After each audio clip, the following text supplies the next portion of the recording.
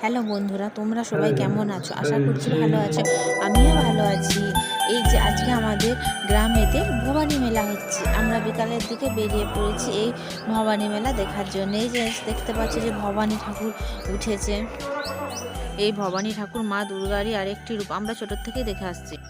এই যে বন্ধুরা, আমরা আমার মেয়েকে নিয়ে আমরাও বেরিয়ে পড়েছি এই দেখার জন্য, মেলা দেখার জন্য। মেলাতে বিভিন্ন ধরনের সাজ সরঞ্জাম এমনকি যে পোশাক আশাক সমস্ত কিছুই দেখতে পাচ্ছ। এখানে বিভিন্ন রকমের ফুলদানিও রয়েছে। তোমরা যদি দেখতে চাও তাহলে অবশ্যই চলে আসে। মেলাটি হচ্ছে আমাদের গ্রাম সন্দীপুরে। মেলাটি হচ্ছে সন্দীপুর হাই স্কুলের গ্রাউন্ডে মেলাটি বসেছে। এই মেলাটি যদিও এক সপ্তাহ থাকবে। এই যে এখানে দেখতে পাচ্ছ এক কাকু জিলেপি ছাড়ছে। দেখো কিভাবে জিলেপি ছাঁকা হচ্ছে। আমার তো দেখতে বেশ ভারী সুন্দর লাগছিল।